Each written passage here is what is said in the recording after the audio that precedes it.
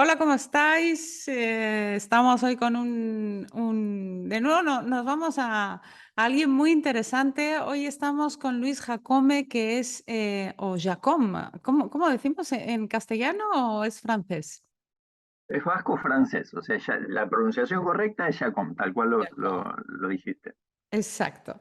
Entonces, Luis es un hombre de ciencia, es biólogo. Y bueno, un poco te preguntarás, a ver, pero ¿para qué nos traes aquí a un biólogo? ¿Qué le pasa a Virginia últimamente, no? Y además que nos va a hablar de los cóndores.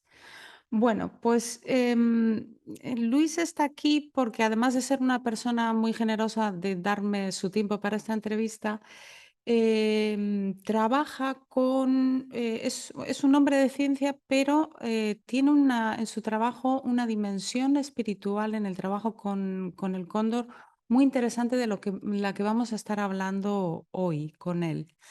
Y, y esto lo hace a través de la fundación de la que es presidente, que es la Fundación Bioandina. Luis, es un honor tenerte hoy aquí. Muchísimas gracias. Lindo saludarte, Virginia, ¿cómo te va? Un gusto estar hoy con vos. Bien, pues Luis, como os decía, es presidente de la Fundación Bioandina Argentina, cuya visión, como se lee, la podéis leer en su página web, es la de que las poblaciones naturales de cóndor andino estén bien conservadas, en pleno equilibrio de su entorno y el ser humano armónicamente integrado a la naturaleza. Esa es la visión. Ujú. Su misión es generar un plan integral de conservación que reúna el último adelanto biotecnológico con la cosmovisión de los pueblos originarios para alcanzar los objetivos de conservación del Plan de Conservación del Cóndor Andino. La formación de Luis, como os decía, él es biólogo y entre los numerosos reconocimientos que ha recibido a lo largo de su larga carrera ya de 30 años, se encuentra el prestigioso premio Rolex que recibió tempranamente en 1996. Lo primero que quería preguntarte, Luis, sobre todo para colocar a la audiencia en contexto, ¿no?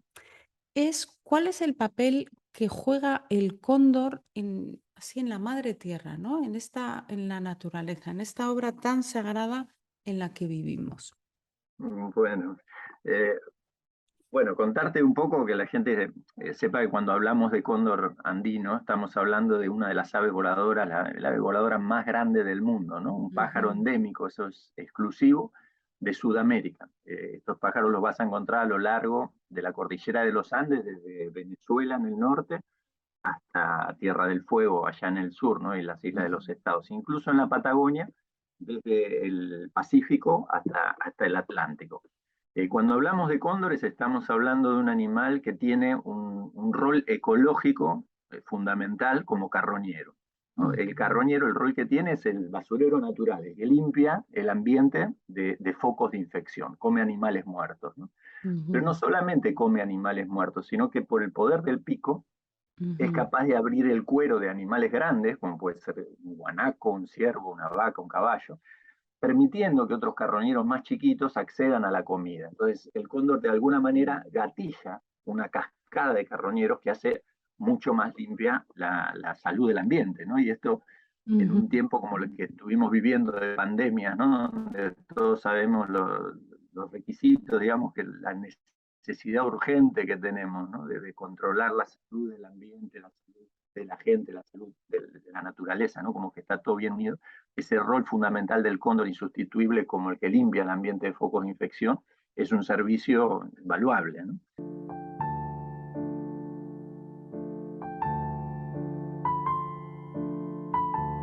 Pero ujú, también, esto hay que marcarlo, durante miles de años el cóndor es y ha sido honrado por todos nuestros pueblos originarios. Por eso, como vos decías, ¿no? Cuando iniciamos a trabajar con cóndores, este elemento de unir la ciencia, el último adelanto biotecnológico, con la cosmovisión de nuestros ujú, pueblos originarios, como si fueran dos alas de un mismo cóndor, ujú, fue una idea que tomamos, digamos, al inicio del programa, hace 30 años atrás, porque nos parecía que justamente este rol de conexión del cóndor con todo lo que es el pasado cultural y presente cultural de América es clave, ¿no? Entonces creo que cuando hablamos de cóndores estamos hablando de ese doble rol del cóndor, ¿no? Como un nexo con lo sagrado para nuestros pueblos originarios y un ave que ocupa un nicho ecológico fundamental para mantener el equilibrio ambiental.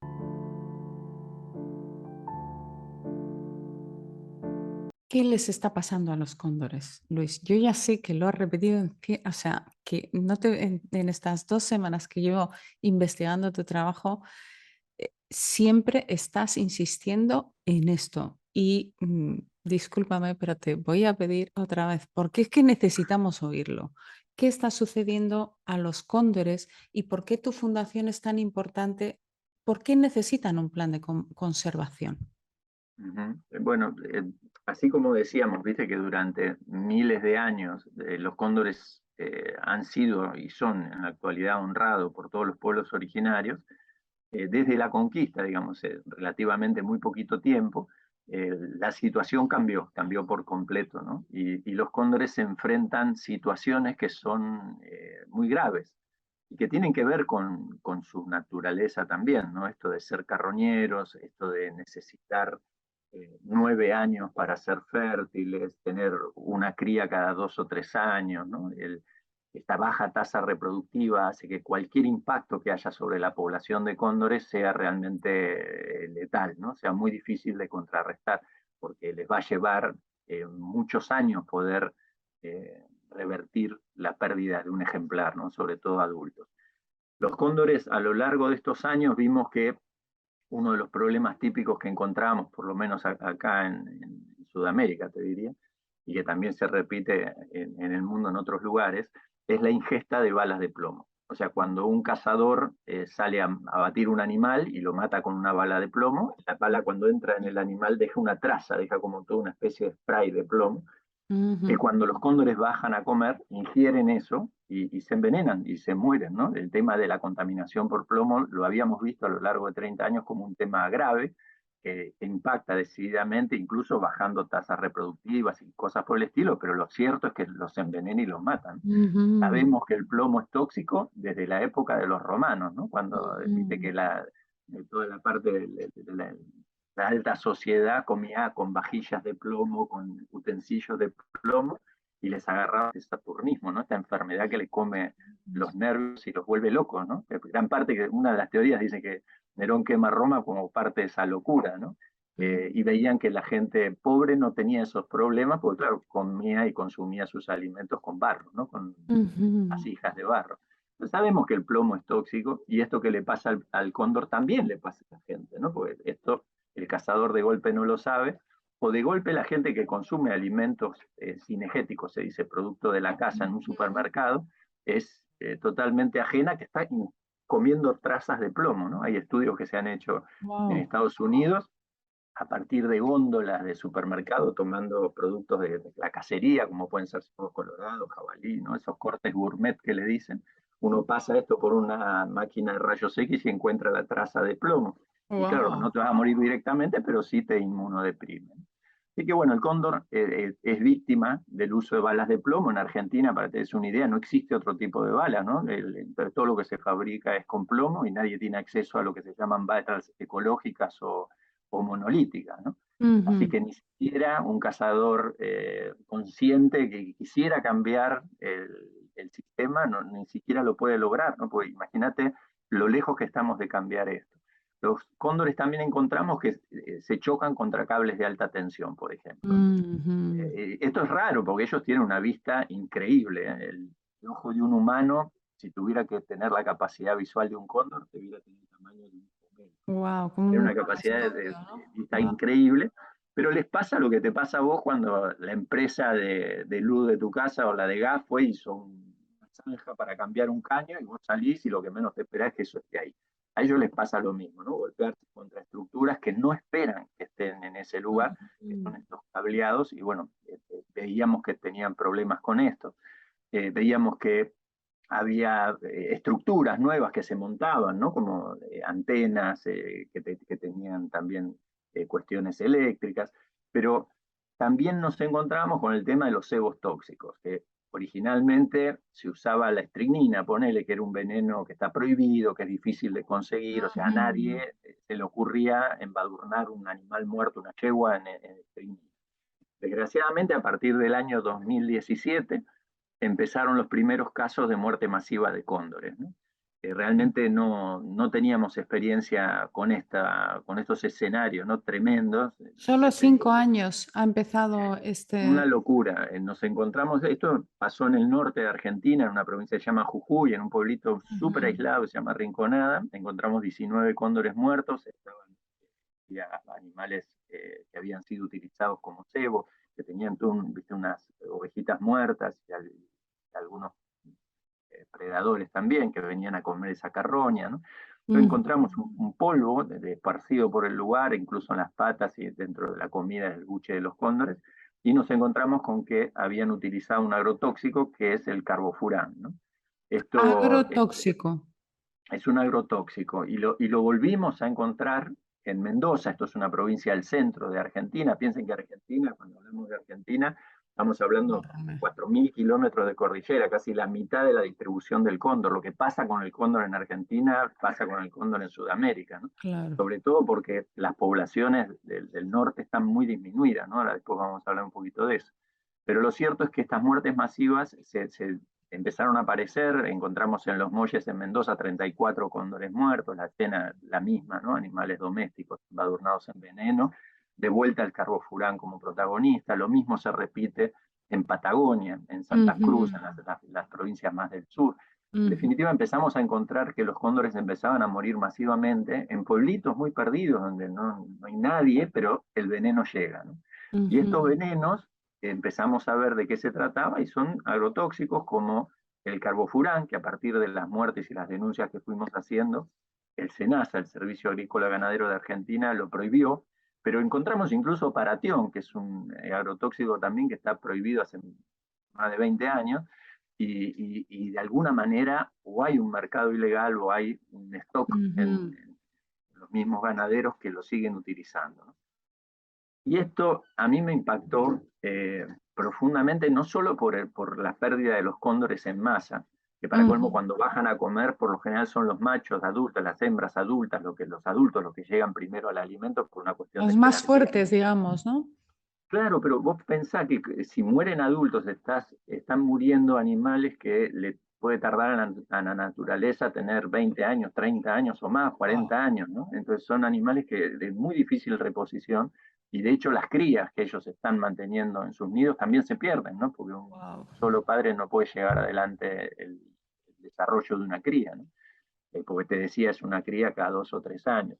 Entonces, el tema de las muertes masivas de cóndores por uso de cebo tóxico es algo nuevo, reciente, pero totalmente letal. O sea, para que te des una idea, en los últimos años encontramos más de 150 cóndores muertos por veneno. Esto, en términos de población mundial de cóndores, equivaldría a haber matado a toda la población de todos los países andinos, humana. O sea, si lo quiero Wow. medir en términos Wow. humanos para entender, Wow. bueno, ¿qué Qué significa fuerte. esta cantidad de cóndores? Bueno, es lo mismo que haber matado a todos los venezolanos, colombianos, ecuatorianos, Qué peruanos, fuerte. Es bolivianos, muy argentinos y buena chilenos. esta comparativa. No te la Entonces había digo, oído en ningún para lado. tener una noción de qué estamos hablando Alucinante. cuando hablamos de cóndores y de esos números, ¿no? Ujú. Entonces digo, lo que está ocurriendo es algo tremendo que nosotros, después te voy a contar qué es lo que hacemos y lo que Sí, hemos por obtenido favor. hasta ahora, pero lo cierto es que los cóndores se ven en un problema muy grave.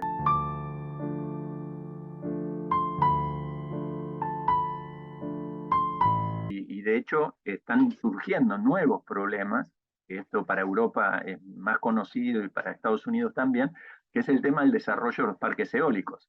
O sea, nosotros en Argentina no tenemos demasiados parques, es una tecnología muy nueva, que en realidad habrá unos 60 parques, o sea, muy poquititos, a lo largo de tanta superficie que tiene Argentina. Y lo cierto es que ya tuvimos algunas iniciativas, como por ejemplo en Chile, en los Andes centrales de Chile, que compartimos la población de cóndores, los cóndores cruzan directamente, iban a montar un parque de 65 aerogeneradores que iba a lo largo de la vida útil del proyecto a matar unos 120 cóndores. Imagínate Wow. la dimensión de esto, un solo parquecito a 3.000 metros de altura, ¿no? Ahora, hace poquito estamos con otra propuesta de una empresa australiana que quiere montar Fortescue, que quiere montar en lo que es el área natural protegida Meseta del Somoncura, una de las áreas naturales icónicas de Argentina.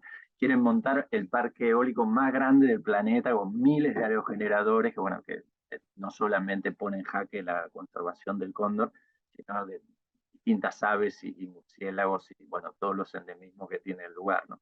Yo digo, son cosas que uno cuando habla de energía eólica o incluso cuando hablas de parques fotovoltaicos como son las pantallas solares, son energías renovables que estamos todos de acuerdo, nos parecen bárbaras y una excelente alternativa a lo que son los combustibles fósiles y el efecto de invernadero que tenemos, que todos estamos preocupadísimos con bajarlo, pero ya sabemos por las experiencias, por ejemplo, de BirdLife Internacional, de las consecuencias que tienen los parques eólicos sobre aves y murciélagos, donde se extinguen especies, donde no se pueden colocar en zonas de vuelo, en zonas de nido, sobre todo de especies protegidas, ¿no? Entonces hay que ser como muy cuidadosos dónde emplazarlos, cómo ponerlos, y cuando esto se monta, vamos, que hay una crisis terrible y vamos todos para adelante, se hace sin tomar las medidas necesarias, sin O hacerlo. sea, como que los científicos, los políticos no van de la mano de los No, científicos. no siempre, ¿viste? No siempre. O sea, cuando los estudios de impacto ambiental no se llevan a cabo o no Claro. se hacen con los tiempos y la necesidad de tiempo que eso lleva, pues muchas veces los estudios demandan años en poder evaluarlo, ya la experiencia la han vivido en España, fue clarísima, ¿no? Se han habilitado parques que ahora están viendo de cerrarlos directamente por el impacto que tienen.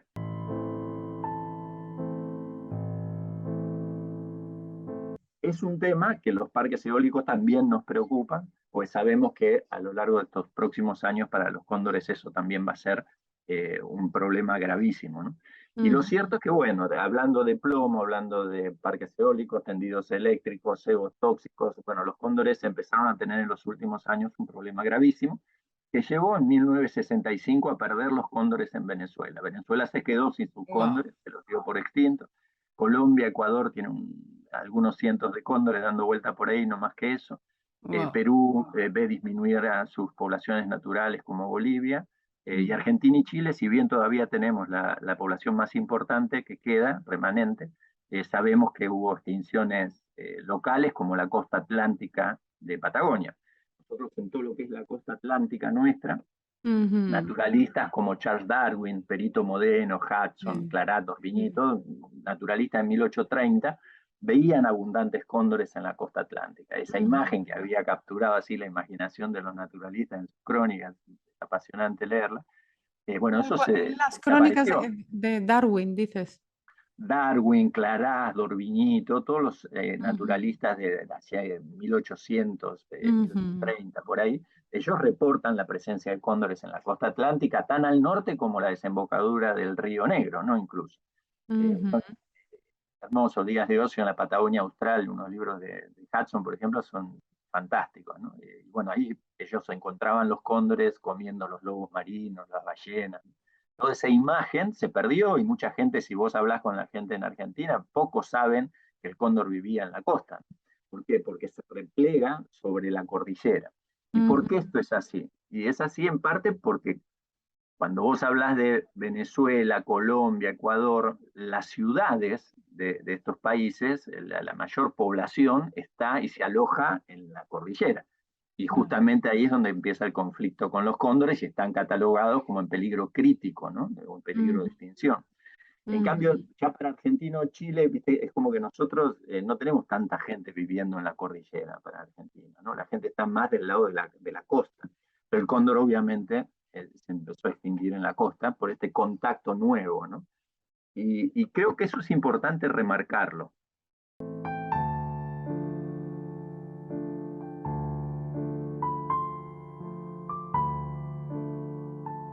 porque la gente empezó a matar al cóndor pensando que el cóndor le atacaba al ganado para comer. De hecho, no solamente el plomo lo encontramos cuando lo ingieren, sino que también por escopetazos, ¿no? Por balazos. Y mucho de eso se sustenta en la idea de que el cóndor le ataca al ganado para comer, cuando en realidad estábamos comentando es un animal carroñero, ¿no? Sin embargo, esta imagen del cóndor matando el ganado, vos fíjate que Julio Verne, por ejemplo, lo inmortaliza en Los hijos del Capitán Grant, llevándose ¿no? A los hijos entre sus garras, ¿no? Mm, Cruzando, ¿no? Las montañas. Y esta imagen del cóndor llevándose un animal, que de hecho, fíjate que el nombre científico, Vultur gryphus, lo de sí. Vultur remite a buitre, pero lo de Gryphus remite a un ser mitológico, ¿no? Al El grifo, grifo. que es un ser mitad águila y mitad león, capaz de llevarse una yunta de bueyes arando al nido para despedazarlo, ¿no? Esa Ujú. imagen fue la que inspiró a los científicos, ¿no? A ponerle su nombre, y creo que es de alguna manera como una regla de tres, ¿no? Decir, bueno, si un águila es capaz de matar a una liebre y llevársela volando, bueno, un cóndor que es tan grande, 3 metros de punta a punta, de envergadura alar, ¿cómo no se va a llevar una vaca volando? ¿No? Bueno, no, los cóndores tienen unas patas muy planas, como si fueran las de un pavo.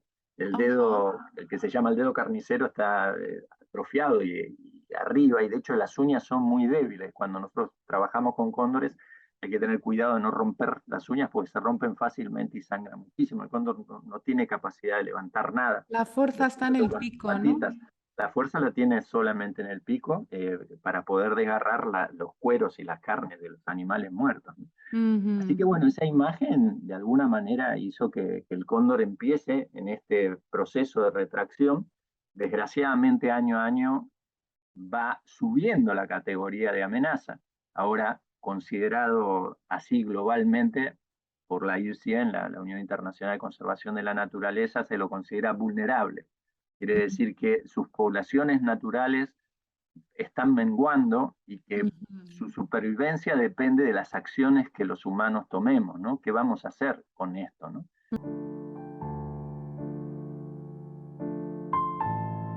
Ujú. Y el cóndor, como yo te decía, siempre ha sido un mensajero, un animal sagrado para nuestra gente, y así como con el plomo, nos vuelve con el tema de los cebos tóxicos también, ¿no? Ujú. Porque cuando empezó a morir el cóndor en masa, eh, hay una mirada del lado de la ciencia, una mirada del lado de la ornitología, donde uno dice, chao, estamos en el horno, ¿no? Se va a extinguir. O sea, no tenemos capacidad de responder a esta pérdida de biodiversidad, ¿no? No hay manera. ¿Cómo hacemos si se está muriendo masivamente, ¿no? Sí, de hecho, en Y de lo, Estados Unidos ha desaparecido el cóndor, ¿no?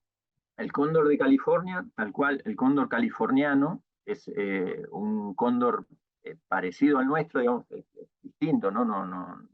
Nunca tienen poblaciones disyuntas, se dice, ¿no? Como que están Mm. separados, uno vive en Norteamérica, el otro en América del Sur.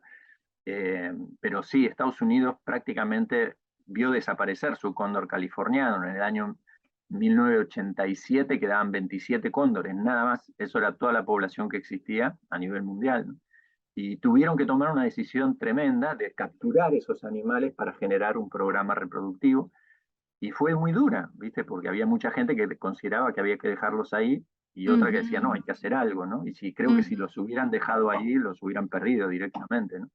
Y lo Ujú. cierto es que ese cóndor californiano también ocupa el mismo nicho ecológico, digamos, siendo un carroñero, y también el, Ujú. el rol cultural, ¿no? Porque para los indios Chumash en Estados Unidos también es un nexo, ¿no? Que conecta el Ujú. mundo de los muertos con ellos, ¿no?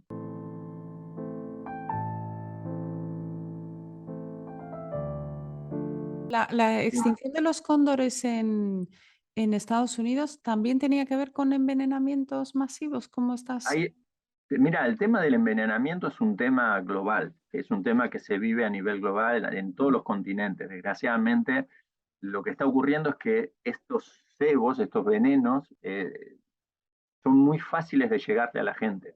La gente accede a ellos de una manera muy sencilla. O sea, cualquier mercachifle, le decimos acá, ¿no? Cualquiera que anda, Ajá. esos vendedores que andan por el campo perdidos por ahí, andan con una camionetita entregando, ¿no? Te vendo papa, te vendo cebolla y también, ¿qué tenés para el puma? Tenés esto. La gente nos lo dice, me lo vendieron y me dijeron que tenga cuidado con los ojos que irrita. Y los ojos irrita, y le vendieron un bidoncito de carbofurán que te morí de solo leerlo, ¿no? Entonces digo, accede la gente muy fácilmente a esos productos letales y los usa sin el más mínimo, digamos, capacitación de uso, digamos, la gente no tiene idea de lo que está utilizando muchas veces y también mucha desesperación, ¿no? A nosotros nos pasó, por ejemplo, te cuento, llegar a un poblador en el medio del Somoncura, ahí en la Patagonia, que había estado en estado de coma por el uso de estos venenos, ¿no? Y lo fuimos a ver como para poder hablar con él y que él a su vez sea un buen ejemplo para sus vecinos, ¿no?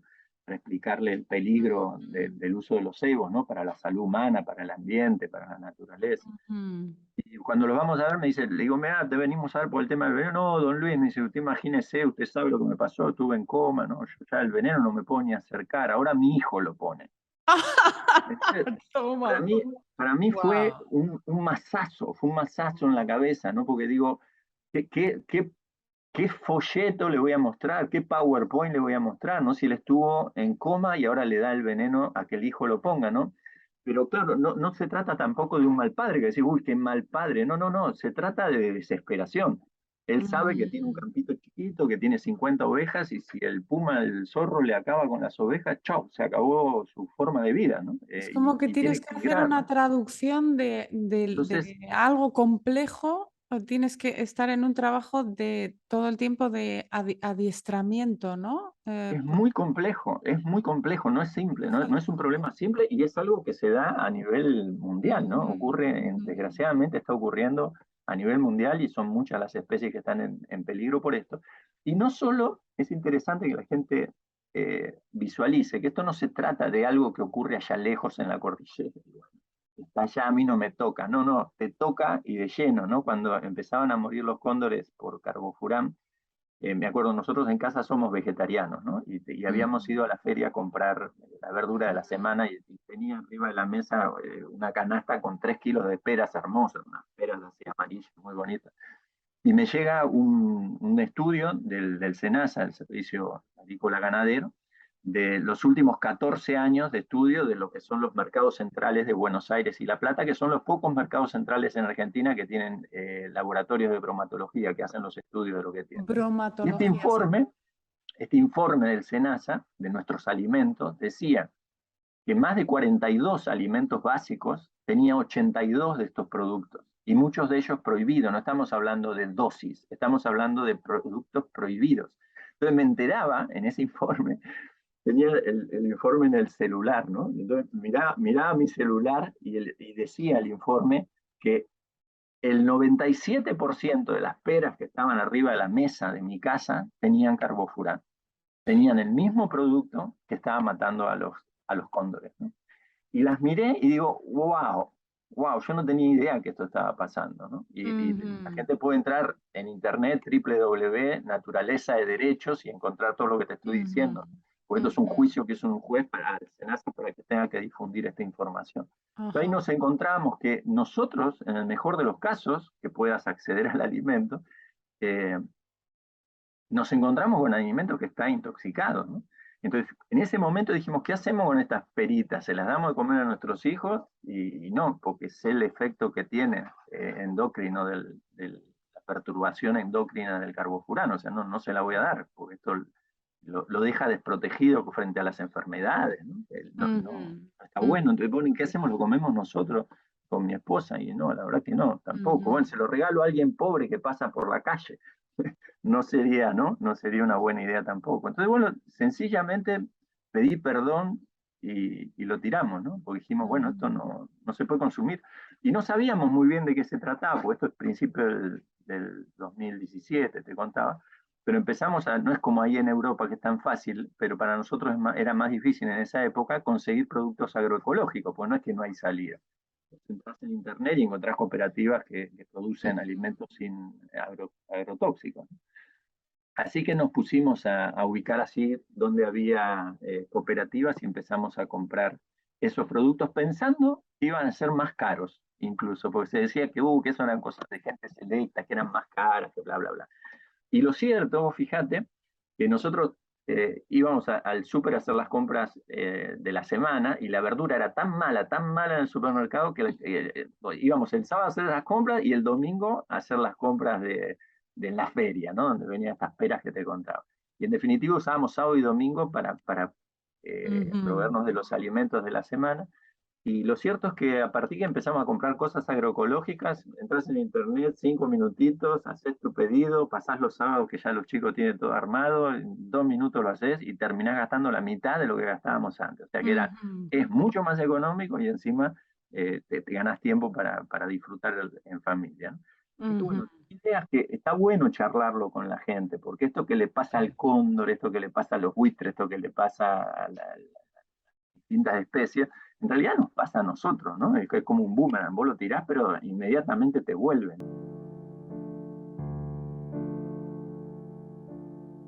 La página de Rolex, que he estado mirando tu ficha, digamos, hay un montón de científicos y de biólogos, todo gente muy, muy interesante, ¿no? Dice, los hombres y mujeres andinos no le hablan directamente a Dios, explicas tú. Le hablan al cóndor y este transporta sus plegarias. Bien, lo que nos acaba de contar Luis es lo que hay y es lo que está pasando, porque es un hombre de ciencia, pero que está en in the field, ¿no? Está en la experiencia, está trabajando, está en las montañas. La mayoría de los vídeos que te he visto, estás siempre con tu mujer, ¿no? Siempre en la naturaleza, o sea, estás ahí, ¿no? Entonces, yo te quería preguntar, ¿qué representa el cóndor? Porque aquí lo que nos estás diciendo es que nos está dando un mensaje muy claro el cóndor, como un mensaje como angelical de alguna manera, ¿no? Como, oye, a ver si oís, porque como te veía en tantos vídeos, ¿no? Repitiendo y repitiendo y repitiendo. Y ya sabemos que los políticos no se caracterizan por escuchar, pero es que ya la cosa va siendo más grave, ¿no? Entonces, tú dirías que, que el cóndor nos está dando un mensaje como que está ofrendándose, a ver si escuchamos. Mira, siempre las abuelas y los abuelos nos han dicho eso, ¿no? Siempre nos dicen eso, que el cóndor es un mensajero, que el gran rol del cóndor es ser un mensajero para el hombre, ¿no? La conexión del hombre con el cosmos, ¿no? Mm, Eh, entonces esto siempre nos lo han marcado, nos lo han remarcado y nos lo recuerdan, ¿no? Todo el tiempo nos lo están recordando. Y cuando ocurrió lo de la muerte masiva de los cóndores, yo te decía que había esas dos visiones, ¿no? Que creo no terminamos de aclararlo, que por un lado estaba la de la ciencia, donde uno ve que se extingue una especie que está amenazada, pero por el otro lado estaba el mensaje de la cosmovisión, ¿no? Que las abuelitas o los abuelos nos decían que eso no se había visto, o sea, que era algo que no tenía precedente de la muerte masiva de los cóndores y que el mensaje era muy sencillo, ¿no? El hombre envenena el alimento, porque ellos bajaban a comer y se encontraban con que el hombre le envenenó el alimento. Pero no solo el alimento de él, sino date cuenta que es el alimento en general, ¿no? Estábamos hablando de las claro, peras un ratito, cóndores y claro. peras, ¿qué tiene que ver esto, no? Bueno, es eso, ¿no? Y ellos nos decían cuando esto pasó, que lo recuerdo clarito, nos decían que algo muy grave venía para la humanidad, que no era Ujú, solamente para la gente de acá o de Argentina, ¿no? Sino que ujú, ellos estaban pagando con su vida algo que venía para la humanidad. Y ujú. al poquito tiempo vivimos el tema de la pandemia, ¿no? Que rápidamente nos dimos cuenta que esto de maltratar el ambiente se nos viene en contra, ¿no? Y que la salud humana, la salud del ambiente y la salud de las especies forman un único concepto de una Ujú, salud, ¿no? Y de ujú, golpe nos encontramos todos aislados y de golpe nos encontramos que no podíamos abrazar al otro, que no podíamos hablar con el otro, ¿no? Que ujú, si subías a un colectivo te pedían que uses barbijo y que a su vez no hables directamente, ¿no? A un ser tan social como el hombre que no hables, o sea, directamente que no hables, ¿no? Entonces ujú, digo, todos pasamos por la pandemia, ¿no? Todos vivimos esa experiencia tan dura, con tantas pérdidas, ¿no? Hemos perdido muchísimas abuelas, muchísimos abuelos se fueron en estos últimos años de pandemia. ujú. Eh, entonces digo, esto que en su momento profetizaron, ¿no? Como que venía un tiempo duro para la humanidad, a mí no me cabe duda que fue eso, ¿no? Que estaban nos estaban alertando de lo que ocurría.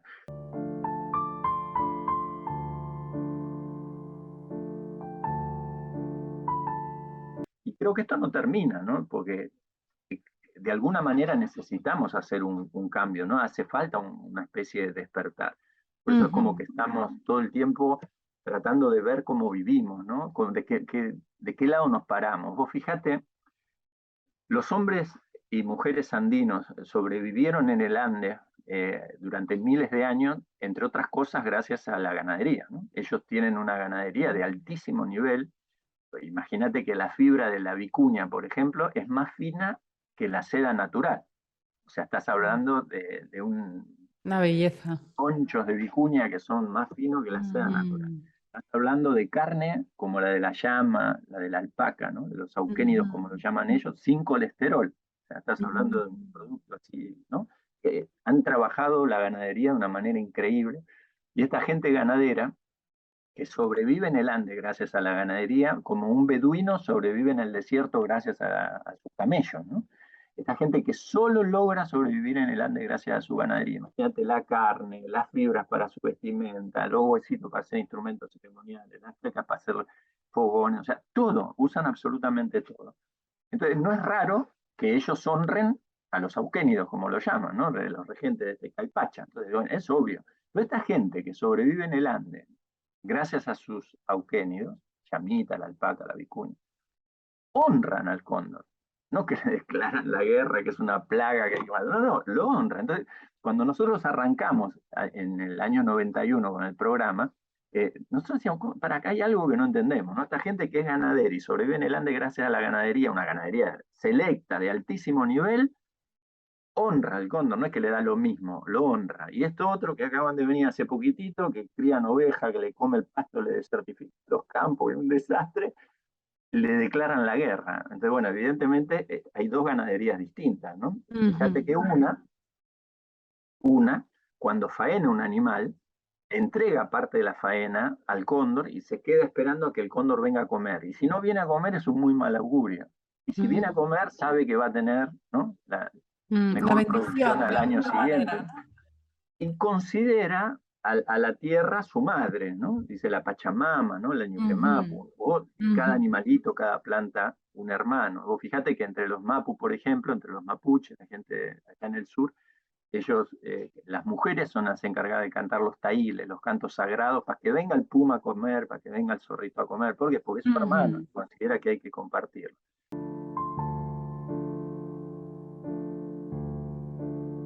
Del otro lado, tenés a alguien que cree que es dueño de la tierra, porque tiene un papel que dice que él es el dueño, cree que el animal que está pastando ahí es de él, que le pertenece, y todo lo que se mueve o lo envenena o le mete plomo, ¿no? Yo digo, estas dos realidades existen, coexisten hoy. No, no te estoy hablando de algo que pasó hace miles de años. Pero en definitiva, el tema es dónde te querés parar, porque las consecuencias de un lado o del otro son totalmente opuestas, ¿no? No tienen nada que ver. Por eso digo que este conocimiento ancestral que nuestra gente guarda y ha guardado a lo largo de todos estos miles de años es altamente adaptativo. Entonces creo que es muy importante volver a escucharlos, ¿no? Volver a prestarle atención a lo que tienen para decir.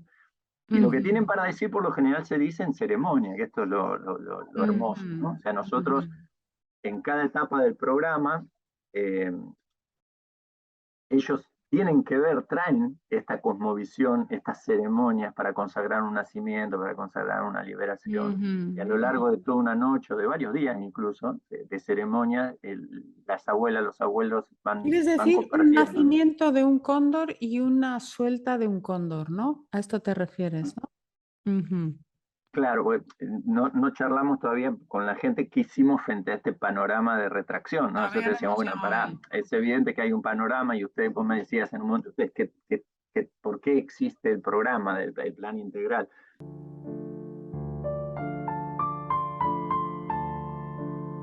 Justamente como la capacidad, un poco para contarle a la gente, como la capacidad reproductiva del cóndor es tan baja, tenemos un programa de reproducción, de asistencia a la reproducción en cautiverio, ¿no? O sea, lo que hicimos fue integrar a las principales instituciones zoológicas del país y bueno, ahora incluso en Latinoamérica, para que esos cóndores que están en cautiverio, que no se pueden liberar, formen parejas reproductivas, obtener crías y el 100% de las crías liberarlas, ¿no?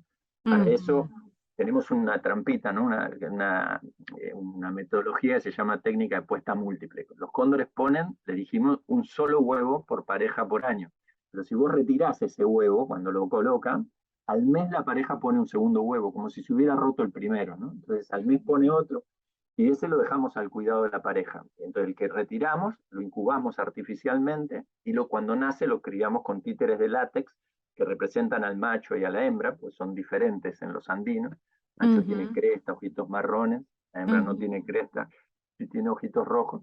Y esa interacción a través de una nursery con vidrios espejados nos permite criar al pichoncito y que ese pichón sea liberable, ¿no? Y hasta ahora hemos obtenido un récord en lo que es incubación artificial y la cría parental, que es la segunda cría, de haber criado más de 86 cóndores, pichones, lo cual es un número enorme, y todos esos pájaros que nacen son para liberar en ambientes naturales.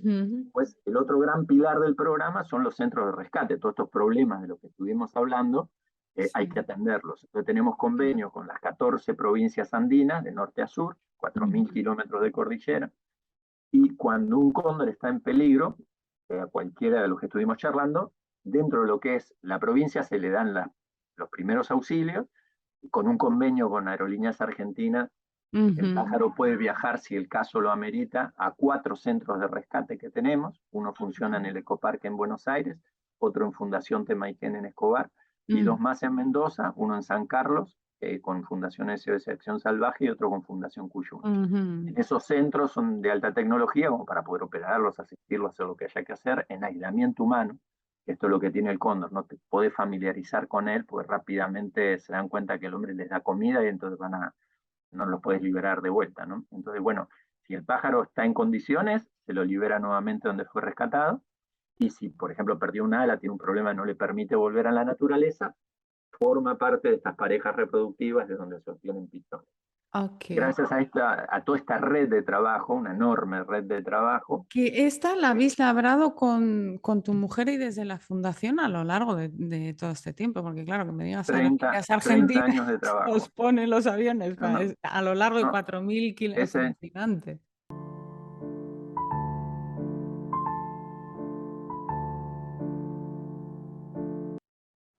Es enorme y cuando hay un cóndor en problemas suenan los teléfonos avisando de la gente, de las instituciones. O sea, esto funciona y funciona. ¡Qué maravilla! Funciona de maravilla. Un cóndor está en peligro en Jujuy y en 24 horas el pájaro tiene transporte asegurado, alimento asegurado, alojamiento asegurado, medicina asegurada, gratis, absolutamente gratis. ¡Qué maravilla! Es una muchos humanos en nuestro país no tienen acceso Porque, a ese ¿sabes qué servicio. ocurre también? Desde aquí siempre mi abuelo era argentino, era de Mendoza, ¿no? Y mi marido es argentino. Mira, Y mira. siempre que hablamos con los padres es como, no, Argentina, ¿cómo está? Está muy mal Argentina. Pero perdona, esto que me estás contando es alucinante. Esto Y es así. Argentina Esto es así y precisamente funciona así. Y funciona. para articular algo así. Me alegra muchísimo esto que compartes, Luis. Esto funciona, esto que te estoy diciendo funciona y a mí me maravilla. O sea, a todos nosotros nos maravilla porque vos tomás conciencia y decís, chao, en 24 horas un pájaro tiene acceso a todo esto, ¿no? Y wow, ¿no? Qué maravilla. Y eso nos permitió atender 370 cóndores en peligro a lo largo de estos 30 años.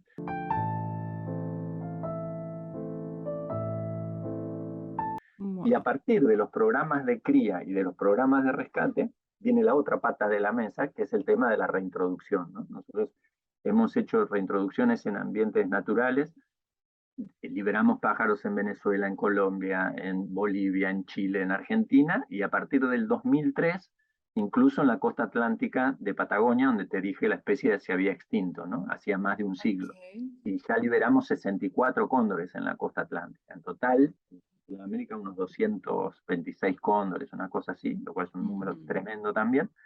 Y estos cóndores liberados en la costa atlántica volvieron a unir un corredor de vuelo entre el Pacífico y el Atlántico, en 3 provincias de Argentina, a lo largo de todo lo que es la meseta del Somoncura. Han madurado a lo largo de estos años, formaron parejas y sacaron adelante ya 10 crías, pudimos encontrar en ambientes naturales que ellos ya empiezan a reproducir. Y bueno, venimos con ese trabajo haciéndolo hace muchísimo tiempo.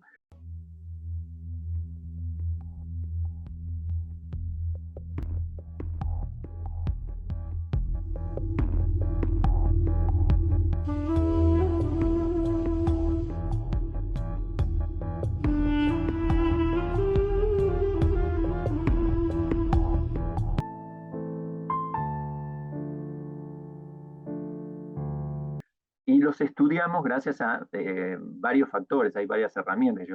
Usamos, por ejemplo, transmisión satelital.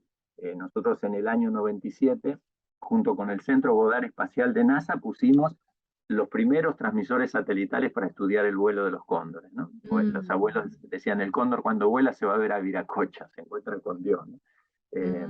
Así que bueno, los transmisores nos permitieron ver que realmente vuelan distancias tremendas, más de 1000 kilómetros en un par de meses, ¿viste? Son pájaros que vuelan a 10.000 metros de altura, 250 kilómetros por hora, prácticamente sin aletear, recorren distancias de 300 kilómetros en un solo día. Entonces, claro, en esa magnitud de vuelo, realmente cruzan fronteras, no solo entre provincias, sino entre países. Ahí surge la importancia de un trabajo coordinado, ¿no? Donde vos decís, bueno, una de las cosas, de las estrategias que estamos armando son santuarios del cóndor para la conservación de la naturaleza. ¿Por qué? Porque cuando arrancamos con esto pensamos que los parques nacionales daban cabida a poblaciones de cóndor, y cuando empezamos a estudiar lo que volaban, nos dimos cuenta que no, que realmente los parques nacionales más grandes son pequeñas islas para el vuelo tan amplio que tienen ellos. Pero parte de la estrategia Claro, es o sea, lograr es una enanez para un pájaro que vuela a 1000 kilómetros. nada, Claro. nada, es como que le pongas nada, imagínate nada, ¿no? Entonces, lo que hicimos fue una estrategia que la estamos desarrollando para que todas las áreas protegidas que tienen las provincias, las 14 provincias andinas, se declaren santuarios para el cóndor. Esto lo logramos en Mendoza, vos que comentabas de Mendoza. Mendoza fue la primera provincia, sumó todas sus áreas naturales protegidas a convertirlas en santuarios. Lo mismo hicimos con San Juan, con Tucumán, con Jujuy, y ahora acabamos de hacerlo con Salta. Pero la idea es terminar sumándolas a todas y en esas provincias, en esos lugares, poder hacer censos. Acabamos ayer de terminar el 8º censo en Mendoza, 2 años de censo consecutivo estacional, ¿no? Que nos dice cómo se mueve la población de cóndores para estar atentos, ¿viste? Para decir, bueno, ¿qué está pasando, no? Entonces, empezamos a tener nuestros censos, tenemos cursos de capacitación para todos los técnicos de las áreas protegidas, para saber qué hacer, quién es el cóndor, qué hacer si hay un cóndor herido, cómo manejarse si hay cóndores envenenados, bueno, programas de capacitación, ¿no? Y esto genera una estrategia federal de corredores biológicos para la especie, que bueno, esperamos que en algunos años más poder sumar a las 14 provincias en torno a esto, ¿no?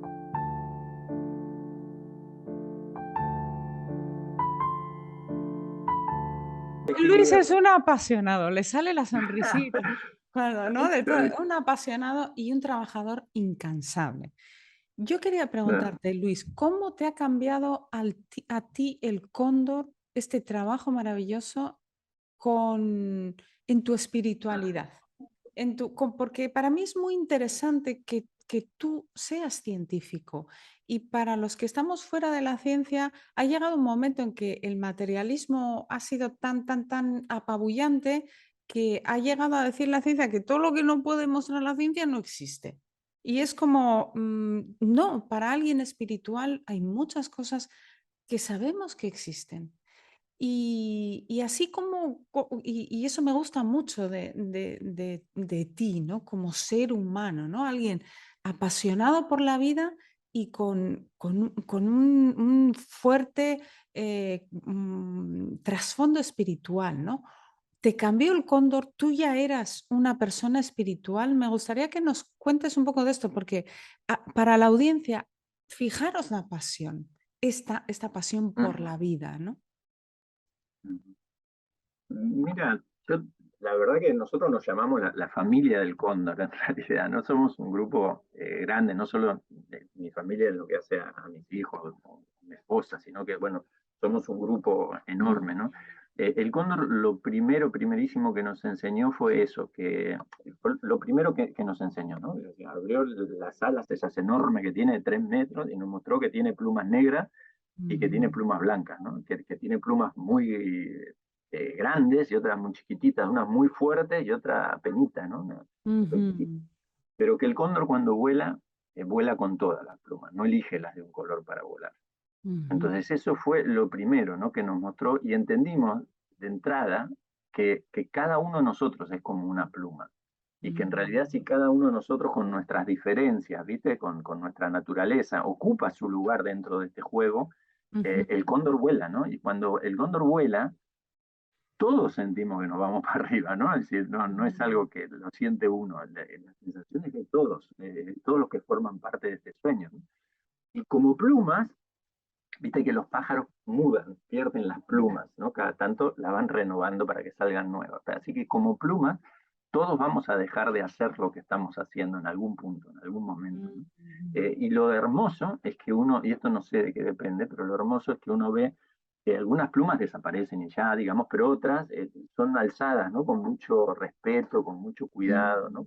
Y esas plumitas siguen danzando en la mano de las abuelitas, de los abuelos, siguen danzando para desde ese otro lugar que les toca seguir peleando por la vida, y siempre decimos que ojalá ese sea nuestro destino, ¿no? El cóndor, sin ningún lugar a duda, a lo largo de estos 30 años, fue como un descubrimiento permanente, ¿no? Fue como una aventura permanente, es como uno no sabe nada, o sea, no tenés la menor idea, ¿no? No tenemos la menor idea, es como que caminamos amigándonos con un gran misterio, ¿no? Es algo que a lo largo de la historia de la humanidad, el conocimiento queda clarísimo que va cambiando, ¿no? En el tiempo, cosas que nos parecen obvias, de golpe nos reímos, ¿cómo puedes pensar eso, no? A lo largo del tiempo nos terminamos riendo de lo que creemos, ¿no? Y esto es así porque, bueno, lo que vivimos, la vida en sí es un gran misterio, ¿no?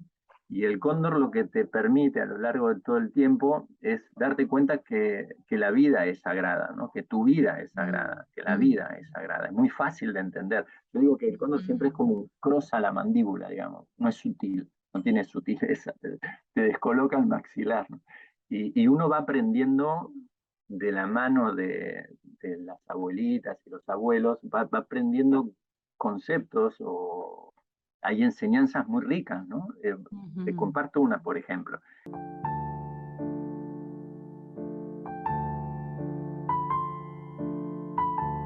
Nosotros les contaba que teníamos que entrar a un recinto a sacar el único huevo, ¿no? Que el cóndor pone un solo huevo y vos vas a entrar a un recinto a tomar ese huevo para incubarlo, criarlo y liberarlo. Pero el punto de ir a sacar ese huevo realmente es un momento era un momento muy duro, ¿no? Porque tal vez en la maniobra se rompe, es el único huevo que tiene, o el animal te ataca, o alguien sale lastimado, o sea, es una situación de estrés.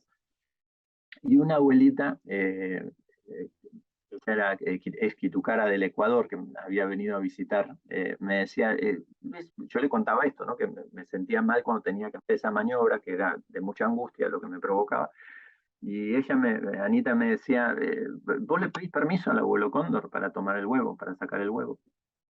Y le digo, no como si le pido permiso. Digo, no te entiendo, Ana.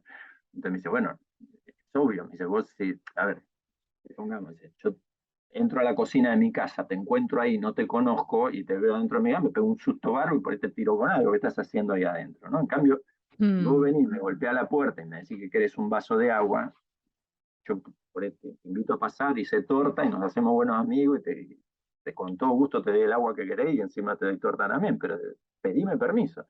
Digo, sí, entre humanos lo entiendo, digo, no me cabe duda, lo que estás diciendo es obvio, pero con el cóndor, ¿cómo le digo lo que quiero hacer, no? Y Ana me decía, habla con el abuelo cóndor como hablas conmigo, hace exactamente lo mismo. Bueno, pasó ya, ¿no? Ana se fue y tocó la vuelta siguiente de tener que ir a enfrentar ese momento de retirar un huevo, ¿no?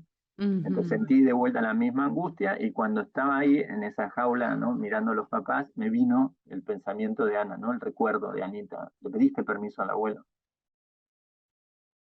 ¿Qué pierdo? No, no pierdo nada, ¿no? Entonces lo miro, bueno, qué grande ese momento, Luis, qué abuelo, grande. le digo, le digo, abuelo, esto es así, yo a vos no te puedo liberar porque tenés un problema en el ala, no puedes, pero sí nos comprometemos a liberar a tu hijo, sí podemos trabajar, pero para eso hay que trabajar juntos, no lo podemos hacer solo, ya tenemos que hacerlo juntos, tu hijo lo podemos liberar, pero no a vos, pero tenemos que hacerlo juntos. Y para sorpresa mía, hablando con el pájaro, explicándole lo que iba a hacer, se levanta el nido y se manda a mudar, deja el huevo. Bueno, entramos con la incubadorita, retiramos ese huevo, nos vamos al centro de incubación y yo digo, esto, esto fue una casualidad, ¿no?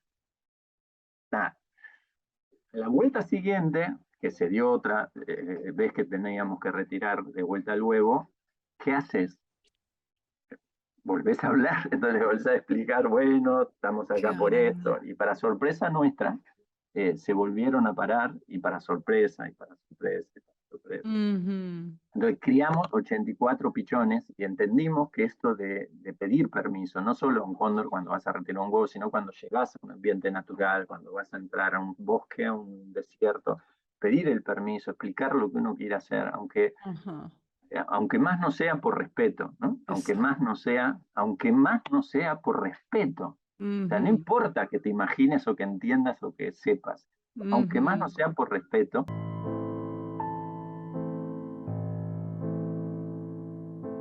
es una buena medida. Y yo los invito a que lo hagan porque funciona. Y funciona tanto que recuerdo, por ejemplo, otra anécdota que estábamos una pareja de cóndores que eran medios bravos, ¿viste? Cuando se ponían a criar se ponían medios bravos y el cuidador que tenía que entrar en La Rioja ahí a darles de comer y eso los sacaban carpiendo si estaban con el pichón, ¿no? Se ponían re locos. Y me decía, ¿cómo van a hacer para sacar el pichón para liberarlo, ¿no? Porque entrar se ponen medios violentos, ¿no? Y nosotros decíamos, bueno, le vamos a pedir permiso, ¿no? Le vamos a pedir permiso para lo que se va a hacer, porque la idea es liberar a la cría. Y hicimos una pequeña ceremonia y compartimos con ellos el tabaquito, ¿no? Y cuando fuimos a entrar al nido, para sorpresa de todos, los papás se alejaron a la otra punta, se fueron a la otra punta, dejaron la cría, agarramos la cría y nos fuimos para liberarla, ¿no? Y él me decía, ¿no? José se llama, me decía, yo si no lo vivo no lo creo. Y eso es interesante porque estas experiencias hay que vivirlas. Es el Eh, milagro. nosotros estamos acostumbrados a lo que se llama un conocimiento cuadrado. Ellos nos dicen, ¿no? El conocimiento nuestro es cuadrado. Cuadrados son nuestros libros, cuadrados son los pizarrones, cuadrada es la tablet, el celular, Justo cuadrada, donde el cuadra las estamos, el ventanas. cuadrado, sí.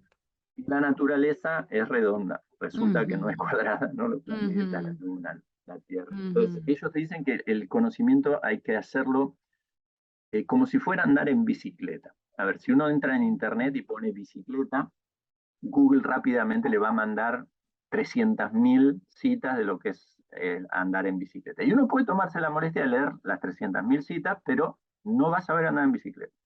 La otra opción es que yo te lleve a andar. Digo, bueno, vení que yo te llevo y te muestro. Pero es lindo, pero vos no aprendés a andar en bicicleta. Y la única manera de que aprenda una persona a andar en bicicleta es que se suba, que pedalee, posiblemente que se caiga, que tenga el valor de volverse a subir, que tenga la permanencia de insistir en el aprendizaje, hasta que un buen día mete la pedaleada y sale andando y es fantástico, ¿no? Exacto. Entonces, esa forma de entendimiento, de aprendizaje, es la forma en la que se aprenden estas cosas, ¿no? Se aprenden en el hacer. Vos decías, yo te veo hacer. Y es que si no lo haces, difícilmente lo aprendas, ¿no? Y a su vez poder compartirlo, ¿no? No solamente Ujú, vivirlo, sino compartirlo, que por ahí es lo más difícil.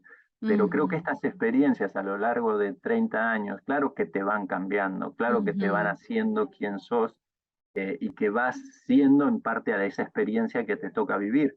Y algunas de esas ujú, experiencias, como es esta de hablar pidiendo un permiso y recibirlo, u otras ujú. más voladas, ¿no? Como nos ha pasado en el desierto, donde hemos vivido cosas maravillosas, que lo único que uno puede hacer es ser testigo y compartirlas, ¿no?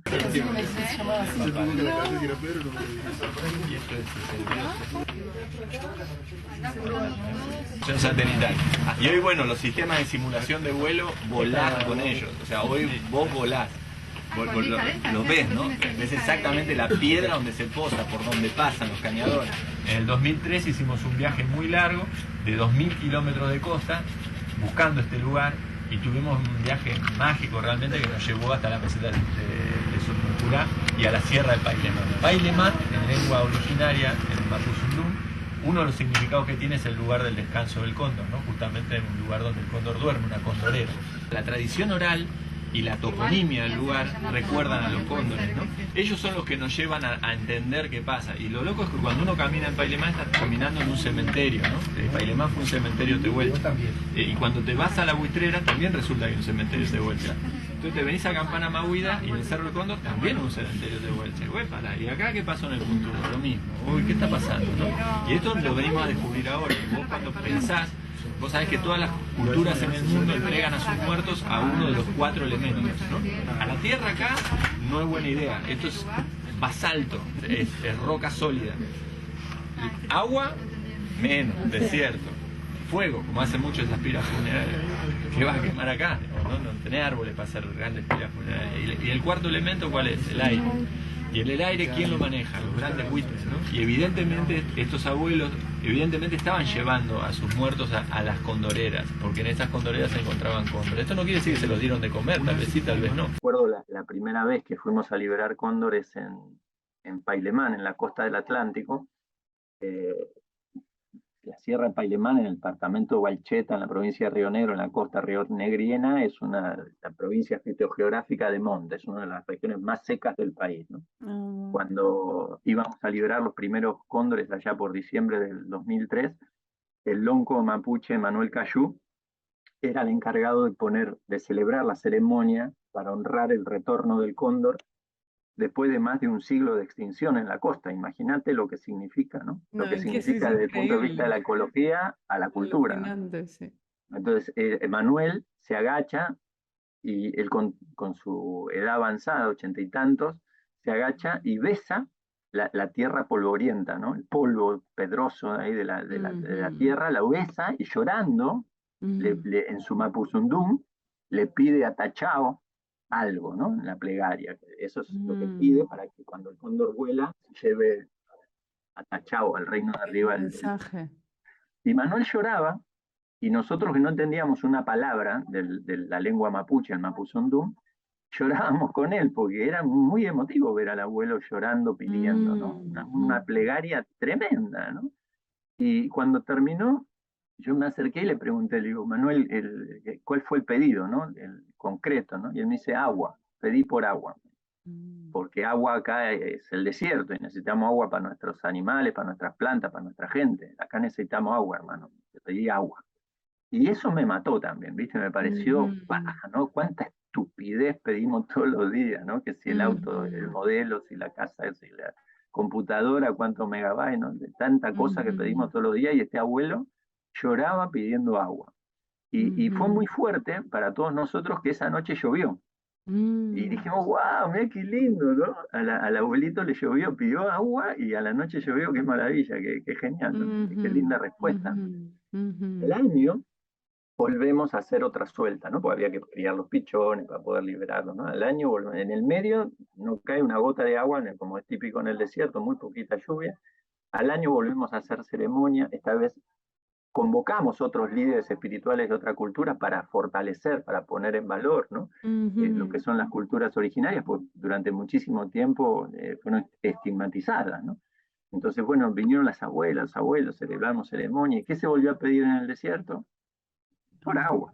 Y volvió a llover, ¿no? La tercera vez que lo fuimos a hacer, yo estaba medio como, te confieso que me sentía incómodo, ¿viste? Porque digo, che, no jodamos, ¿no? Esto es el desierto, no le podemos pedir a estos pobres pájaros agua cada vez, ¿viste? Sentía que le estábamos colgando un collar de garrafa. Digo, es mucha responsabilidad para los cóndores. ¿Qué pasa si no llueve, ¿viste? Como que no te empezás a pensar, ¿no? Todo esto. Y la verdad es que la tercera vez volvió a llover. y las liberaciones se programan con meses de anticipación, no es que lo definimos según el Wing Guru, ¿viste? O sea, lo definimos meses de anticipación porque viene gente de todo el mundo a participar, ¿no? Y lo cierto es que hasta ahora liberamos 17 veces. Y en cada oportunidad que se pidió la bendición de la lluvia, tuvimos la bendición de la lluvia. Entonces digo, ¿qué onda, no? Cuando uno habla con ellos, decís, ¿qué es esto? Y ellos, porque claro, desde el plano de la estadística, venimos bárbaros, ¿viste? Se ha pedido agua en el desierto y siempre tuvimos la respuesta. Y cuando hablas con ellos te dicen, hijo, si un hijo le pide a su madre agua, ¿se lo va a negar? Qué bonito. Entonces, el chiste es que nos olvidamos de pedirle lo que hay que pedir, ¿no? Y no sabemos cómo pedirlo. Y no sabemos qué pedir, ¿no? Porque como decía un hombre de medicina, me decía, hay que tener mucho cuidado con lo que se pide porque nos lo dan, ¿no? Y está que anda pidiendo trabajo y después se queja porque no ve a la familia porque está trabajando todo el día. Entonces digo, ojo lo que estamos pidiendo, porque por ahí no pedimos trabajo, por ahí lo que necesitamos es abundancia, que es otra cosa, ¿no? Entonces digo, ver ¿dónde nos paramos frente a estas cosas, ¿no? Exacto. Y creo que el cóndor y la ceremonia, sobre todo, nos dan esa oportunidad de recordar, en definitiva, el buen vivir, ¿no? De recordar quiénes somos, qué es esto de ser hijos de la tierra, qué es esto de ser hermanos, ¿no? Porque si sos hijo de la tierra, resulta que sos hermano. Entonces, bueno, cómo relacionarte entre nosotros, cómo relacionarnos con la madre, ¿no? Yo digo, me parece que el cóndor da esa enorme oportunidad, ¿no? Esa tremenda, enorme oportunidad. Y la verdad que lo hace de una manera contundente, no sutil, no tiene nada que ver con la sutileza, ¿no?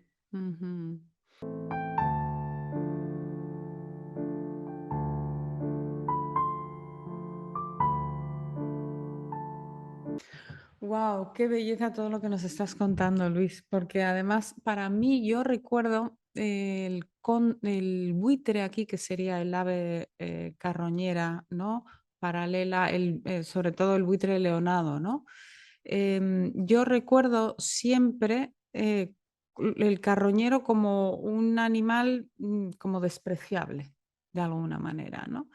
Y recuerdo que vi una película que había unos personajes que eran como buitres, em, cóndores buitres, y que eran súper malvados. Y recuerdo que eso me marcó un montón.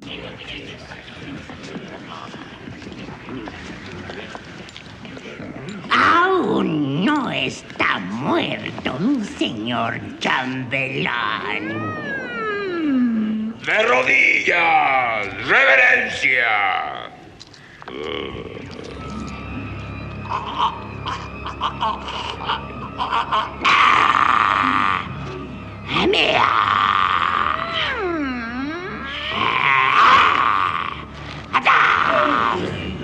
Hasta que escribí una novela que ya te la enviaré, por cierto, te la voy a enviar.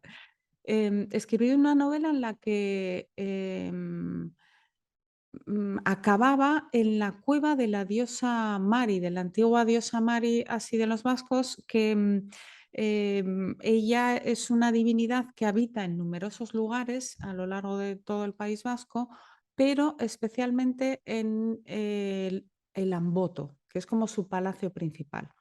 Entonces ahí mi mamá nació muy cerquita del Amboto y por las circunstancias del el argumento de la novela, yo decidí acabar ahí. Dije, bueno, pues tengo que ir ahí. Mi marido, que es un motivado, también vino y me dijo, claro, tenemos que ir y tal. Y cuando subimos, que es una cueva que está casi no sé, a 1200 metros o algo así de altura, tuvimos que ir con escaladores para pasar, ¿sí? Con un escalador especializado para entrar. Vimos que aquello estaba lleno de buitres. Y es en ese lugar tan sagrado, hizo así mi película, toda esa impronta primera de carroñero, de tal, se me abrió una majestuosidad como, wow, ¿qué es esta maravilla, no?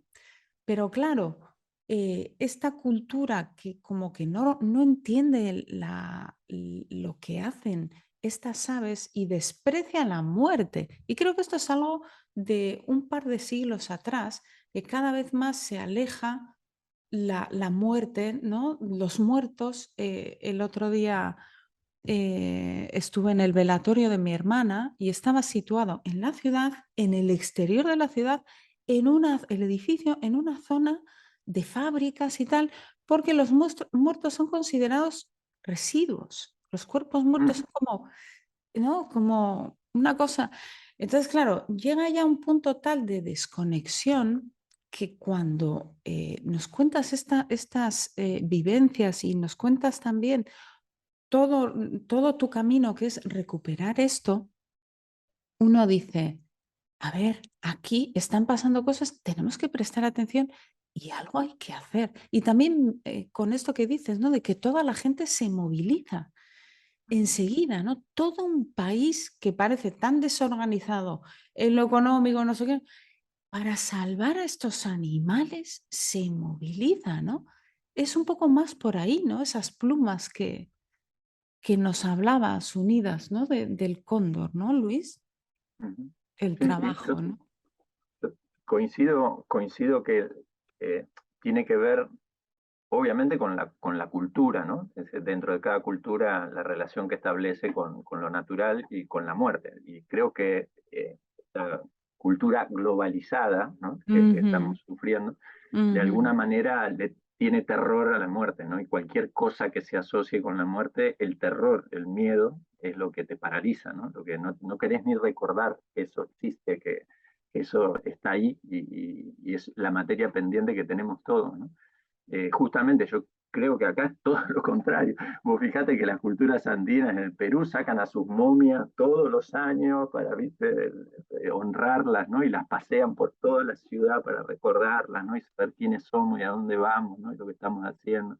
Y la importancia, ¿no? Y los buitres en general, ¿no? Estos transformadores, estos grandes alquimistas que convierten la muerte, ¿no? En vida, ¿no? La elevan, ¿no? Qué Elevan bonito, eso que están muertos, alquimistas, ¿no? ¿no? Y digo, qué maravilla, ¿no? Qué maravilla. Pero bueno, vos dijiste también el tema de la conexión, o sea, estar conectados. Hoy tenemos como eh, enormes posibilidades de conexión, ¿no? A través de internet, a través, viste, yo puedo estar charlando con vos en otro continente y estamos hablando como si estuviéramos acá, ¿no? Sentados en Maravilla. una mesa. Entonces, hoy tenemos una posibilidad enorme, pero también una gran inconexión, ¿no? La gente está junta en un bar y uno le manda un mensajito al otro por la pantallita, ¿no? Como que eh, es una gran desconexión, ¿no? Una gran desconexión. Y esto es complejo porque cuando empezamos a trabajar a campo, nosotros veíamos que vos llegabas a un ranchito en el medio de la nada y de ese ranchito salía un señor, una señora y sus hijos, los perros, los animales, todo, ¿no? A recibirte. Hoy, por lo general, cuando andás en el medio del campo, llegás al ranchito y está abandonado, no hay nadie. Entonces, estos abandonos de campo, que los vivimos, los vemos, de hecho, tenemos en la Patagonia, por ejemplo, tenemos escuelitas rurales que están totalmente equipadas, pero hermosamente equipadas, con pantallas solares, con radios, en el medio de la nada, pero están equipadas con todo, pero están cerradas porque no tienen niños, no hay niños para enseñar, ¿no? Porque la gente ya se fue. ¿A dónde? Y a la ciudad. ¿Y qué hace en la ciudad? Y hace lo que puede. Entonces esto es un fenómeno a nivel mundial. Sabemos que el 80% de la población mundial se fue a vivir a las grandes ciudades. Y el tema es que en esas grandes ciudades hay estudios que dicen que unas 8 horas por día la gente la pasan frente a algún monitor, algún tipo de monitor, ya sea el televisor, la computadora, el celular, ¿no? Y un monitor, vuelvo otra vez a la metáfora de la educación cuadrada, un monitor tiene solo 2 dimensiones, ¿no? Tiene un alto y un ancho, 2 dimensiones. Y eso es una reducción tremenda de la realidad. O sea, la realidad no son 2 dimensiones, es multidimensional. Cuando uno está en una laguna y mete las patas en el agua, hay un multiverso que se despliega en esa situación, ¿no?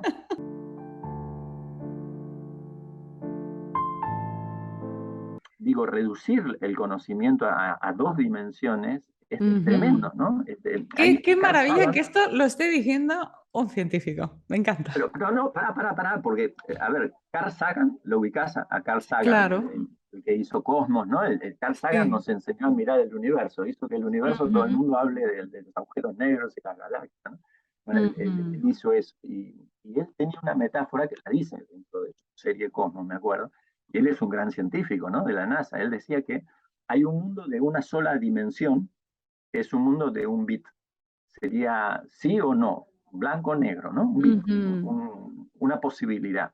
En un mundo de una dimensión, una recta, un segmento, alguien que viva en un mundo de una dimensión, un segmento, la experiencia de vivir un segmento sería algo así como nada, nada, nada, punto, punto, punto, punto, punto, punto, punto, nada, nada, nada, ¿no? Y ese ser unidimensional acaba de vivir la experiencia de un segmento, ¿sí? No lo ve porque él está en un punto, pero tiene una idea, ¿no? Como que hay algo que es nada, nada, punto, punto, punto, punto, nada, nada, nada, ¿no?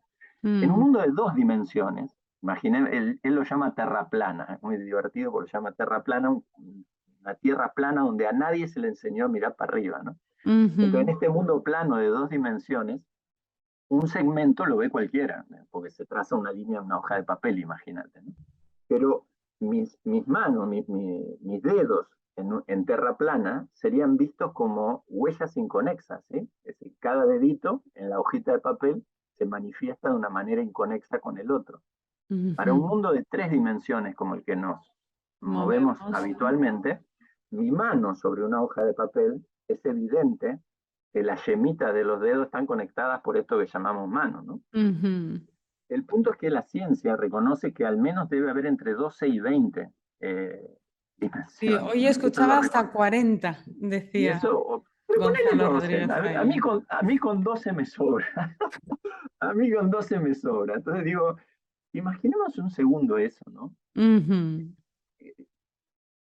¿Qué quiere decir todo esto, no? Que en ese mundo multidimensional donde la manito los deditos se ve que se conectan por una mano, de golpe ustedes, nosotros, los animales, estamos conectados de 1000 maneras, ¿no? Entonces este reduccionismo de llevar todo a 2 dimensiones es grave.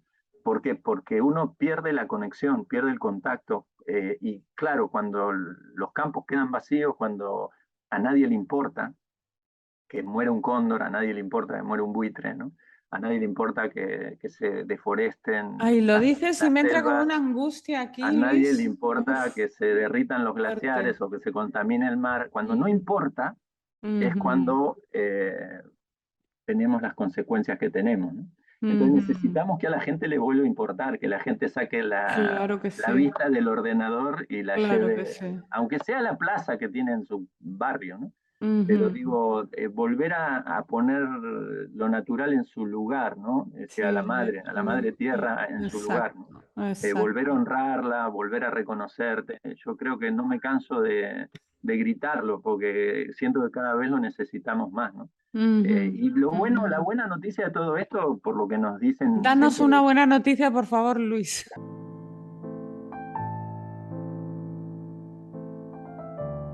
No, es que la hay. Bueno, ya todo lo que nos has dicho de la conexión que habéis establecido a través de estos abuelos de Ecuador y de los diferentes pueblos originarios, esta conexión con el rezo, los resultados, tu apertura, todos son buenísimas noticias, pero danos una más. No, hay una que es mucho mejor, que es la mejor, es la frutillita del postre. Ellos, en lo que nos dicen, acá hablamos de Pachacútec, ¿no?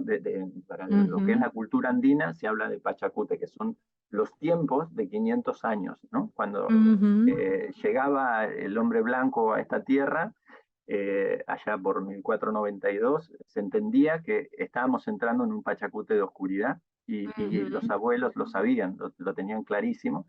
Y se ha vivido hasta 1991 más o menos, donde empieza este Pachacútec de luz, ¿no? Y en este Pachacútec de luz, que casualidad, empezamos nosotros con el programa Cóndor sin saberlo, ¿no? Estas cosas después te van bajando, ¿no? La buena noticia es que estamos en un Pachacútec de luz, y la buena noticia es que es inexorable el retorno a un orden natural. Esto lo manifiestan todas las culturas nos dicen lo mismo. Estamos en un tiempo de luz y en un tiempo de retorno al orden natural. El triste es donde nos encuentra, porque el retorno al orden natural es inexorable. Por suerte no depende de nosotros, no depende de que tengamos ganas o no. Lo que sí depende de nosotros es dónde nos paramos frente a esto. La buena nueva, esa frutillita del postre, es el retorno al orden natural. Esto es inexorable. Lo único que hay que pensar es dónde nos vamos a parar, ¿no? Y si nos va a encontrar a nosotros dentro de ese orden o no. Pero sí es momento de elegir frente a esto, eso sí, eso todos lo tenemos que hacer, porque vos fíjate lo que charlamos al principio de las peras y los cóndores, ¿no? En el simple hecho de que vos tus 2 pesitos los des para comprar un producto agroecológico, estás cambiando el mundo, ¿no? Entonces, ¿qué vas a hacer hoy? No necesitas ser biólogo, no necesitas ser filósofo, no necesitas hacer nada. ¿Qué vas a hacer hoy? ¿Qué haces hoy, no? Con tu elección de todos los días, ¿no? La cosa va por ahí, porque decíamos, bueno, los políticos no oyen, pero ojo que oyen y claramente a la gente, ¿no? Porque cuando la gente dice basta, basta. Entonces creo que ahí lo personal, y sobre todo cuando eso se vuelve colectivo, tiene una fuerza tremenda, genera la historia, ¿no? La historia se basa en eso, en que la gente se manifieste, ¿no?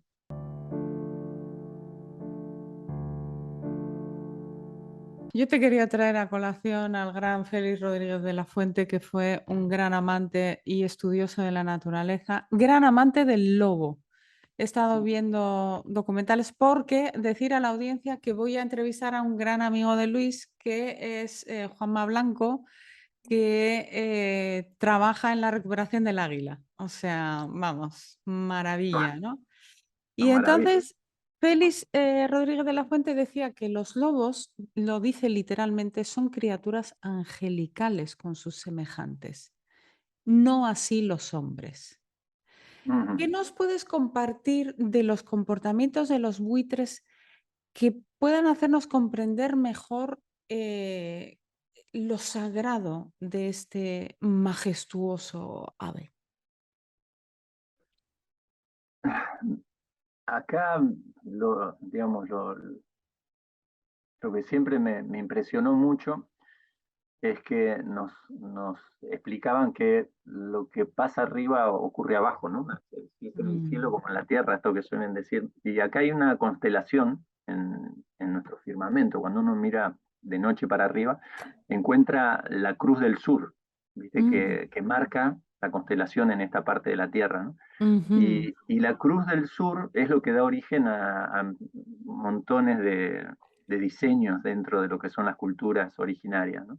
Entre ellos el origen de la chacana, la guardapampa, ¿no? Y la Cruz del Sur de alguna manera se manifiesta como el cóndor, como una constelación de grupo de estrellas, ¿viste? Y el cóndor cuando vos lo ves es un ave que vive en grupo, se separa de la bandada en época reproductiva, pero se separa entre comillas, porque si bien cortejan y arman, se eligen un lugar donde van a poner su huevito, su nido, en realidad una vez que colocan, uno se queda incubando y el otro va con la bandada para recorrer y alimentarse, y a los tantos días vuelven y relevan, pero siempre esto de moverse en bandada, ¿no?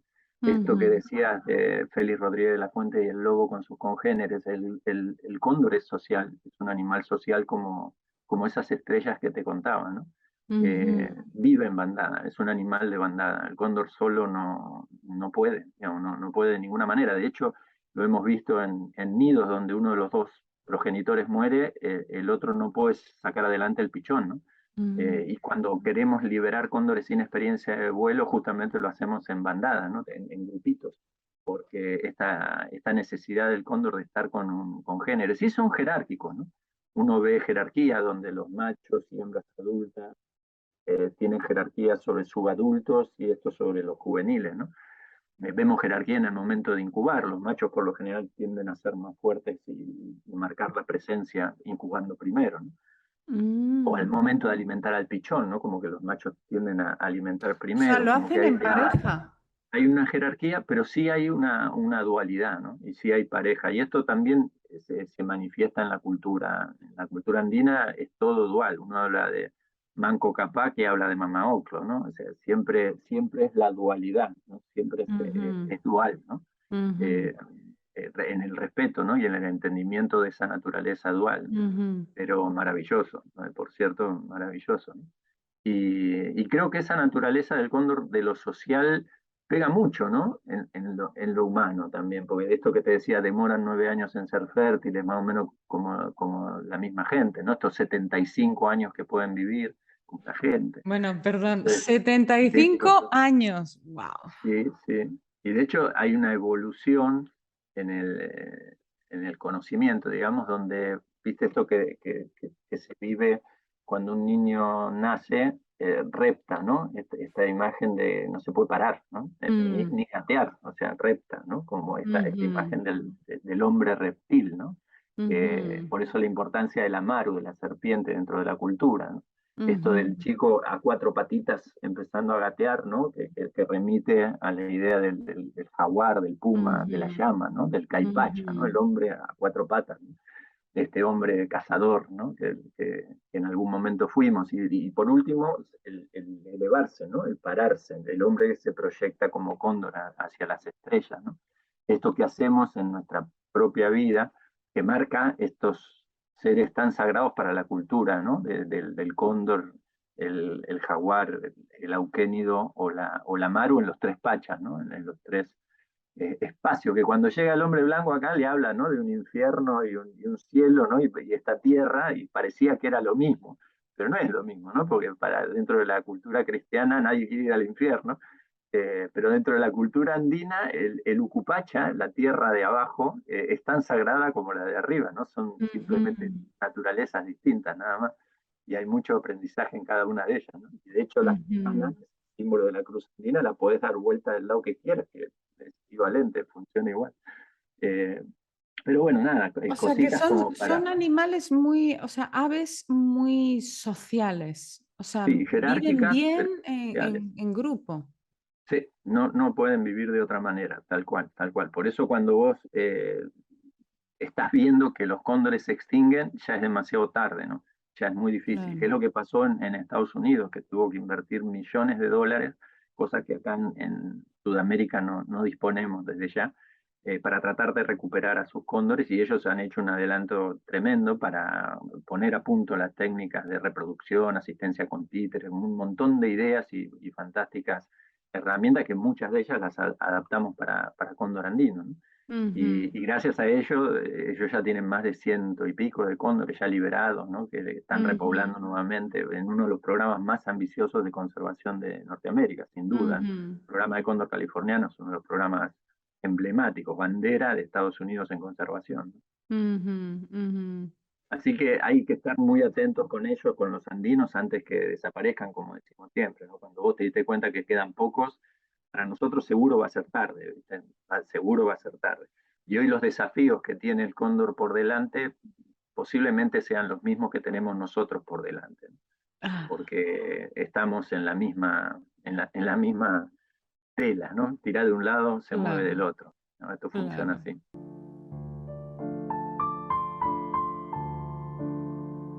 ¿Tú crees que, porque voy aprendiendo muchísimo de cada entrevista, y este filósofo español, Higinio Marín, comparaba el comportamiento sexual de las aves em, con el comportamiento de los humanos, que a mí me voló la cabeza, porque claro, dice que las aves, como el 97% 95% de las aves, la pareja es estable y de ese 95, más de la mitad, la pareja es estable de por vida.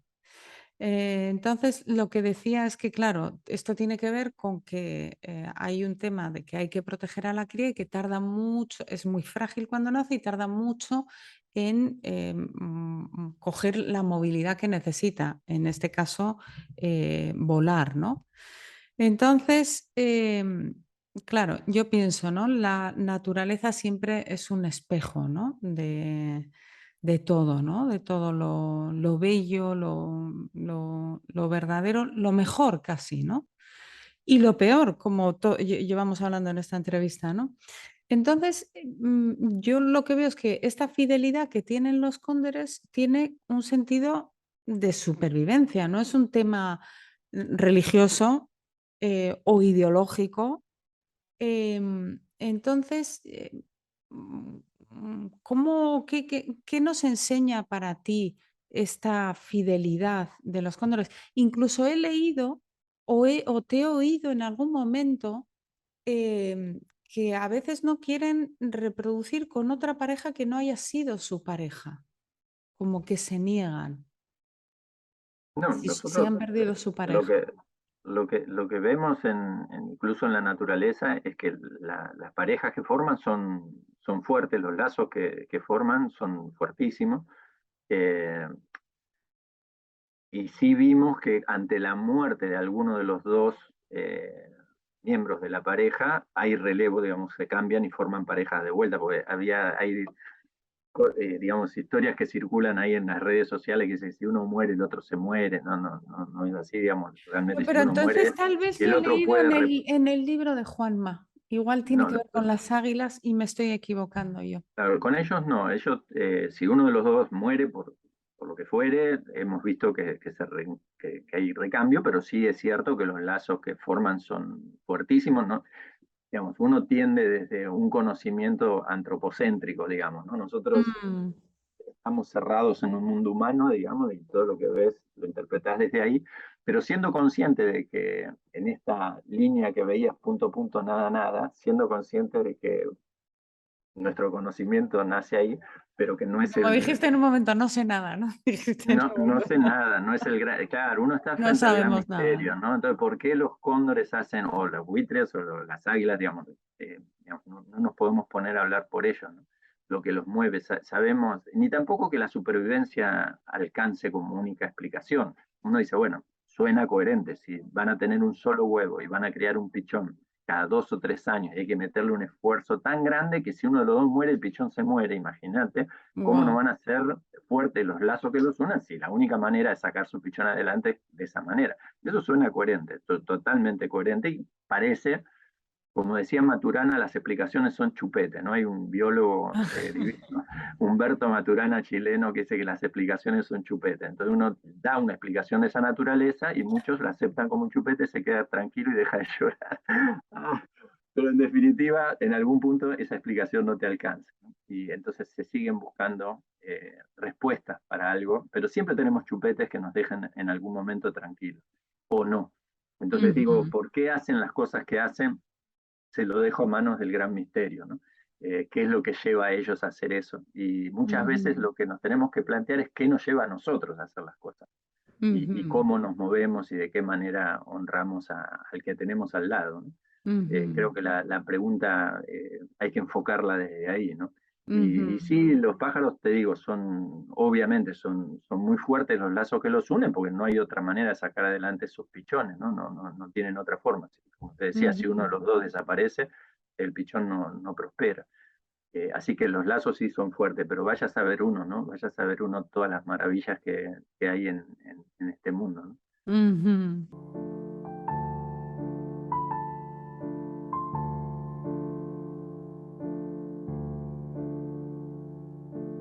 Bueno, tenía un montón de preguntas, así, bueno, un montón de preguntas, pero sí que me gustaría para acabar, ¿qué te parece la idea de que el cóndor es un fiel servidor de Dios o del Gran Espíritu?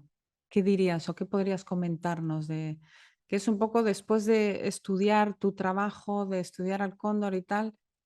Como en lo profundo me venía esto, ¿no? Y tan poco respetado y tan vilipendiado por ser, o sea, es el súper servidor, ¿no? La humildad, porque claro, el águila ha sido tomada por tantas culturas como, ¿no? La expresión del espíritu guerrero, no sé qué, pero el Mm. cóndor, así como, no, sí.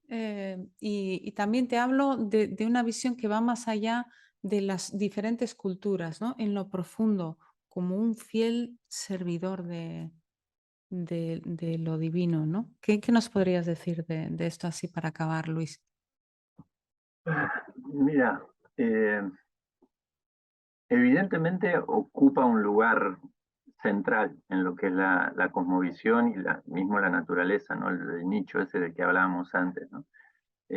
A través del cóndor creo que se llega a entender lo sagrado de la vida, de toda la vida, ¿no? Que no hay un lugar para el cóndor y no para el resto, digamos, sino que uno rápidamente entiende que eso es enorme, ¿no? Y es más fácil de entender. Y hay una imagen que por ahí sirve para entender este rol, ¿no? De lo que significa. En la costa atlántica, durante más de un siglo se perdieron los cóndores, pero no es que se perdieron, los matamos, no se perdieron. Ellos sabían muy bien dónde estaban, pero los humanos lo matamos, y no los humanos en general, sino en nuestra cultura de los últimos años, ¿no? Acabó con los cóndores, los extinguimos en la costa atlántica. El momento de liberarlos, en la sierrita de Pailemán, un muchacho una vuelta, me acuerdo en una de estas sueltas, se acercó y me dijo que cuando los cóndores salieron de su jaulita para ser libres, le habían dado un mensaje, ¿no? Y me pareció re lindo, y te lo dejo como para cerrar, ¿no? Los cóndores no tienen órgano fonador, no tienen siringe, no tienen canto, ¿no? Son mudos.